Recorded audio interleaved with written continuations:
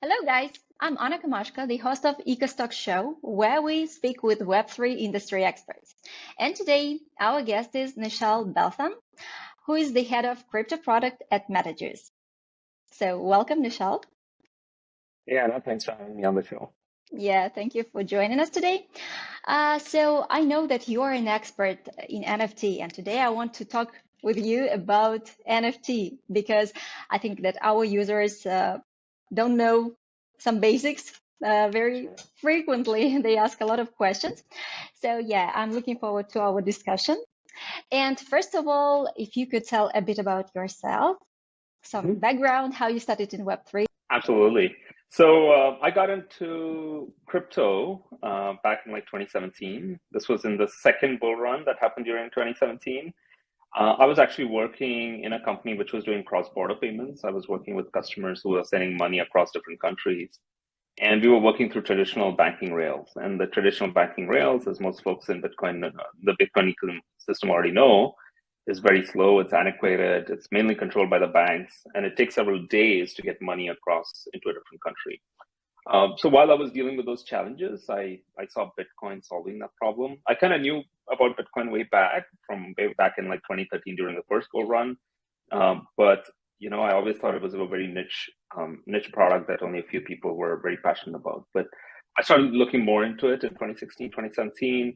I really understood the concepts, the fundamental. It was also at the time that I learned more about fiat currency, working through the banking system and how all that works. So definitely saw Bitcoin as a way that could solve the problem. At that time, the Lightning Network and some of those things were still in the works. It was still not out there, but obviously, now you can do remittances a lot faster to things like Stripe through the Lightning application. But at that time, they weren't there. But I could see there was a promise to solving the cross-border payment problem. So at that time, I got an opportunity to work at this company called Ripple Labs. They were specifically working on solving the cross-border payment use case using cryptocurrency. And I led a technical services team there, which was based around the world, working with customers to send remittance payment flows to different countries. Around 2021 was, we had the second bull market. And to be honest, I was probably a little bit late in the NFT space. I kind of got into the NFT space just as it was taking off. NFTs, for folks who don't know, have been around for a while. They have been around since 2018 or so. There was this initial NFT. Yeah, they were called as CryptoKitties. They were minted on Ethereum. There were also CryptoPunks and some of the other original NFTs. So there was, again, a small group, just like the OG Bitcoiners, that got into NFTs. They traded with each other. They thought it was cool. They actually bred these digital cats as well. And it kind of stayed very niche. But I think in 2021 is when it actually went mainstream and people started getting into NFTs. You saw the rise of the Bored Apes and all of these other collections that went to the moon, so as to speak. But that's when people actually started getting into it, and it went more mainstream than it was. It went into a bigger group. So I got into NFTs as well because that was another application. I think we're still in very early days of NFTs. So over the last couple of years, what we've seen is a lot of speculation around NFTs. I think that's going to evolve, but at this point as well, we are in the first innings. It was like where Bitcoin was back in like 2012, 2013, very niche. It's still a fairly small community, less than probably 10 million wallets which are trading NFTs. But I started working in the space. I wanted to get more exposure because this was another application of the cryptocurrencies. After the cross-border payment use case, store of value, I saw NFTs as a way where you can actually hold a digital title. So most of us have homes, we have cars or some things we possess. And all of those titles are stored with the government, some type of government office. It's county government, state government, federal government. There's a record, right? Usually that's super opaque and it's difficult to know who holds the title to what. In a lot of countries, you don't know who owns the land title, or corrupt government officials can manipulate it. It takes forever to get possession of your, the physical certificate that says that, you own something. But NFT is basically the same thing. You're recording, you own something on a blockchain, and anyone can go and see who owns what. It's easy to transfer. If you wanted to sell me the picture of a Bored Ape or something else, we could easily transfer on chain. You can see exactly who owned it. So just all of the benefits of cryptocurrency, but as it ties to any type of asset. Right now, it's all used to trade digital assets like profile pictures, music, and digital goods. But in the future, if you think about it, NFTs could be used to record physical assets like homes, cars, and a lot of other things as well. Yeah, that's what I wanted to ask you about. Also, the types of NFTs, because right now we mostly think of them as art, pieces of art, but probably in the future it will be much broader. And I also want to ask you to tell a bit about how new users who don't know anything about NFT, how shall they select an NFT? How shall they find an NFT? Where should they go? Could you navigate sort of? Yeah, absolutely. I would say, right now is probably not a good time to buy an NFT, at least not a profile picture, right? Because the NFT market is going through a slowdown now. And this is something that we've seen in crypto every time, right? Initially, there's a small community who's actively very passionate about a product and they buy and sell, trade it. It happened with Bitcoin as well. Then, the whole rest of the ecosystem moves in, everyone moves in and tries to buy up the coin. And then you have all these scamsters who launch. We had the whole ICO wave, as you saw in Ethereum, right? All these scam tokens and people got rug pulled and everything. And then that hype kind of faded. So NFTs are going to go through something similar. We had this hype where everything, a Bored Ape was like $400,000. A CryptoPunk, people are selling for millions. But right now, we're going through this phase where that entire bubble is deflating. A lot of people got in to make a quick buck. They didn't know anything about art. They didn't know anything about NFTs. They just wanted to go and make money, do a rug pull, and run away with people's money. So right now, we are going through the phase where all of that is kind of dying down, and a lot of the NFTs, which were primarily profit driven and things like that, are going to get flushed out. So if you're going into the market now, you really need to know what you're buying. But then again, there are some NFTs which are going to do well, right? Just like Bitcoin, Ethereum, there's always, in every bull and bear market, there's going to be some which are going to do well. But again, it's a very new space. If you're not familiar with it, just look at it, right? Look at it from the outside, understand the fundamentals. Bear markets are time where you actually learn what the technology is about, because sooner or later it's going to turn around. Bitcoin is a much more valuable asset than what it's trading for now. NFTs are going to be the same way. Some of these are going to survive. Some of these NFTs are going to 100x in price. There's a lot of folks who are actually investing in the space. I think there's a lot of interesting things which are going to come with respect to NFTs in the next bull market. There's, like I said, it's not just right now. The last phase was mainly profile pictures. It was images. But the next phase will have a lot of interesting use cases for NFTs as well. So there's a lot of smart teams doing stuff. I think bear markets are probably not the best time to go buy some of these, which we don't know much about, right? It's probably best to learn about it. And a lot of the ones which are desirable are still pretty expensive. Bored Ape is still $30,000 or $40,000. CryptoPunk is still pretty expensive. Granted, those are assets I would own if I could afford them, but they're also still very expensive, and they are going to stay expensive. So unless you have a ton of money to throw at them, I would recommend this is probably the best time to learn about it. These asset prices, I think, are going to stay low for a while. Just like Bitcoin, it goes in 4 to 5 year cycles. It'll stay low. It's a great time to learn, accumulate, and then, when the bull market goes bonkers, the NFTs, I think, are going to be the same as well.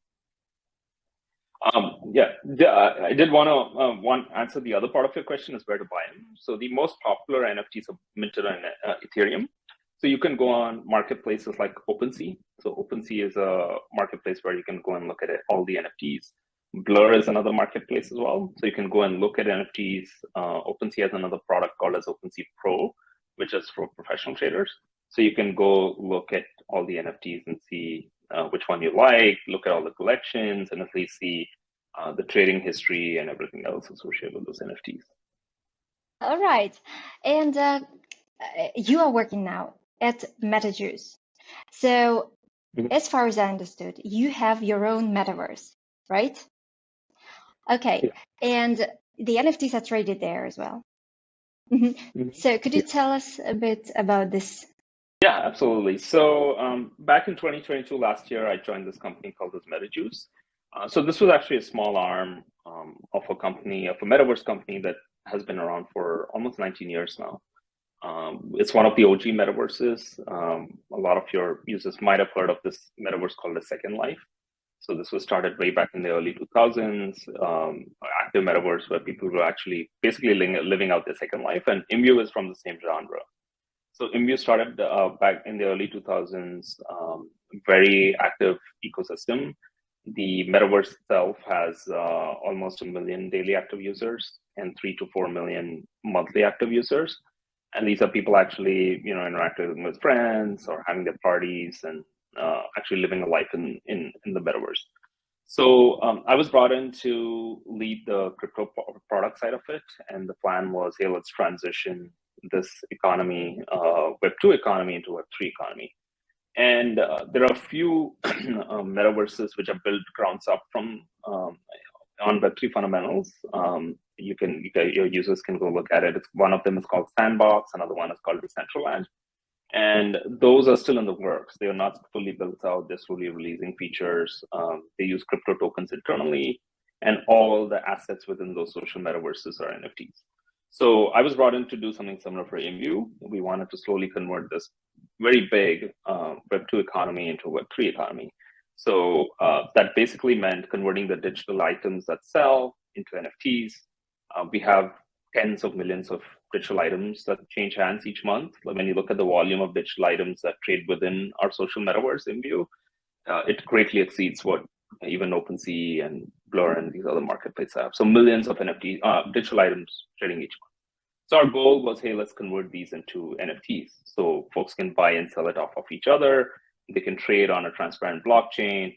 And to that end, we had to launch a couple of tokens as well, because whenever you have digital assets, you got to be able to trade them using digital tokens. So I was brought in to launch these tokens, scale it within our ecosystem, and then set up an NFT marketplace. So we launched our NFT marketplace last year. We seeded it with a few items with some of the top creators through some partnership with big brands and names. And the goal was we wanted to give our ecosystem a taste of what NFTs are like, because we believe that crypto is going to take off when all of these things get to the mainstream, get to Web2 audiences who may not be as familiar, but they learn more about crypto, and that's how it gets to the masses. So our marketplace has done well over 100,000 NFT trades already, and we're hoping to scale it to millions of NFTs by this time next year. To that end, we have a creator ecosystem. The creators are the ones who create digital items. So these are digital wearables. It could be like digital jackets, hats, makeup. All of these are digital items that you can put on your avatar. There's things like digital pets, and you can buy like digital furniture, all these type of accessories as well. And all of those are starting to get minted as NFTs. Just to give a sense of how big the ecosystem is, we have a community of over 200,000 creators.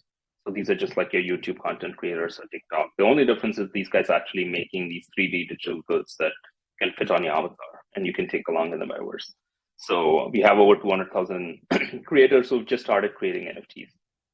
So very soon, I think we're going to see an explosion of those NFTs. And these are NFTs which are actually being used in the metaverse. So it's not a hype cycle where someone buys a picture, it doesn't have value, and they don't know what to do with it. Here, there's an active market where there's a very desirable digital good, and there's only one of 100. Everyone wants it, and they want access to it. Or there's top creators. It's just like Mr. Beast on YouTube. Everyone wants to watch his videos. There's top creators within the Imbu metaverse who create these items which are very desirable, and the rest of the community is waiting for them. So we have all these attributes internally, like when creators create them, like rare items, semi-rare, and all that people want to buy. So that was kind of the goal, is to help launch that NFT store, which we did last year, scale it. We also launched 2 tokens, Vcoin and Vcore. We've scaled them to almost 1.5 million wallets now. So we have almost 1.5 million wallets which actually hold the coins, and then get all these items integrated into the marketplace so people can easily buy and sell those NFTs in our NFT marketplace. What is the difference between those tokens? Yeah. Why 2? Absolutely. So as I mentioned, we had a very big Web2 audience, which wasn't very savvy with Web3 and crypto tokens. So we first worked on getting this token called as Vcoin. We worked with the SEC, the Securities and Exchange Commission in the US, We work with them on getting a no action letter. A no action letter is basically saying, hey, you guys can use this cryptocurrency within your metaverse. So we are one of only 3 tokens across all the tokens that have been out there, out of the 25,000 plus tokens, to actually get a SEC no action. One of only 3, and possibly the only one that's being used. I don't think the other tokens took off. But the idea was, initially users were just used to in-game credits. So this is just like a game, you buy credits and use them. We wanted them to get familiar with crypto. So the best way to do that was through something like a stable coin, like a USDC or something that's stable in value.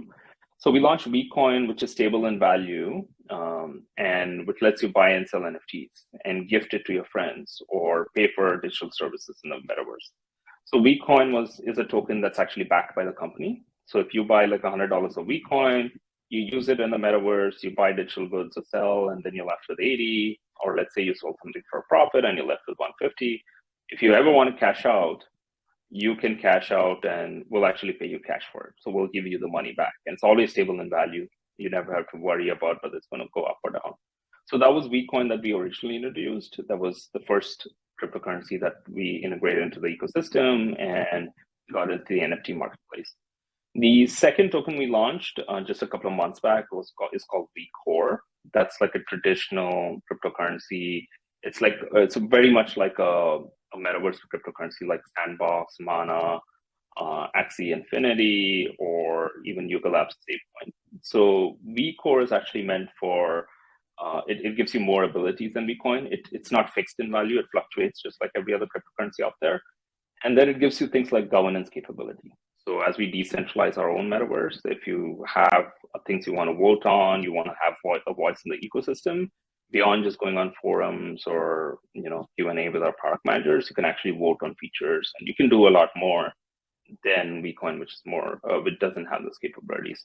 So the idea of VCore was to get VCore into the hands of our most passionate followers, who can actually use it for things like governing the future of the platform.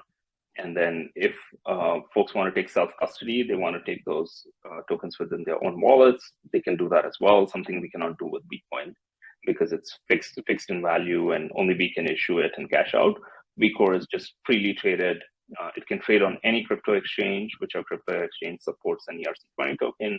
It can trade there. And then we actually just listed on a second exchange today. We have a few more exchange listings coming up, but you can go on any of the exchanges where it's listed and actually purchase VCore. And if a new user wants to use your metaverse, what shall he do?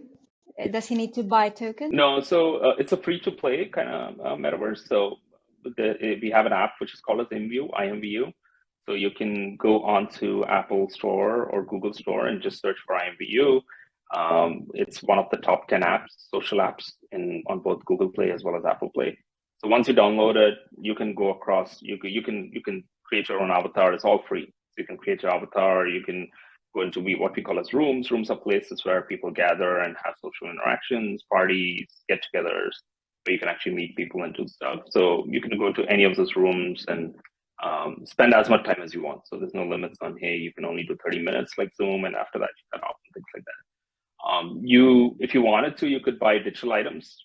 Digital items are the ones not associated with cryptocurrency. If you want to, you can do that. Or you can buy NFTs. You can buy our tokens to buy NFTs. So that's all integrated within the app itself. So you can purchase Vcoin if you want to. But there's a lot of free stuff we give away as well. You don't have to dress the avatar with some of the paid stuff. There's a lot of free stuff you can use and dress up the avatar. If you want to stand out, you want to have something really cool. Once you purchase an NFT, your avatar actually shows that you have an NFT. So if someone wants to play around with it, they can purchase Vcoin and then go dress up the avatar or get a digital pet or something like that. VCore, the second token, is traded on exchanges, so anyone can go on KuCoin. Today we list on Bitmart, so you can go on KuCoin, Bitmart, and just like any other crypto token or like Bitcoin, you can purchase it through there. We'll have VCore on a lot more exchanges by the end of the year, so that's more freely available. And then we actually have set up capability where you can load it into MetaMask wallet, whatever wallet you have, and actually plug it into Imbue and bring it into our ecosystem if you want to. So just like Decentraland or Sandbox, you can actually bring those tokens into our metaverse if you wanted to. I see. And would you like to announce about those 3 NFTs that you have prepared for our listeners? Yeah, absolutely. So just wanted to let you guys know that we have been giving some NFTs to our most loyal users, and we want to give it to your audience as well. So there'll be links at the end of the show where you can actually go and click on those links. And these NFTs are free mints. This was meant for our most loyal users, but these are free mints. These NFTs are actually trading on OpenSea as well. So this is one good way of your users to get access to NFTs and see what they like is, yeah, exactly. These are our most exclusive NFTs. We've opened it up for free mint. You can go mint the NFTs for free. We'll get you the sites where you can mint it from. And then once you mint it, you can actually take it into your wallets, and then you'll see it on OpenSea as well. So people are actually buying and selling these NFTs on OpenSea. So you can go and look there. And then the idea is this NFT, because it's our first one that we are doing on Ethereum, it'll come with a lot of rewards and a lot of special features that only the holders of the NFTs will have access to. So we actually want people even outside the ecosystem to see, what these token gated NFTs or what these NFTs, can do for them. So this would be a great way for your users as well to get access to NFTs and see what they're all about, and all the benefits associated with owning NFTs. Okay. Thank you. And as always, guys, you can also win a Bitcoin mining contract from ECAS. All you need to do, you can write your questions to Nischal in comments under this video. And in several days, we'll select the most interesting question and we'll reward its author. And also, I will leave the links to those free NFTs under this video, so you'll be able to find them. So, right. Thank you so much, Nischal. Thank you for very interesting discussion. Really, I really want to try myself. I will go and search for the app now. All right. Thanks so much for having me on the show, Anna. Thank you. Thanks so Thank much. you. Yeah. Bye-bye. Bye.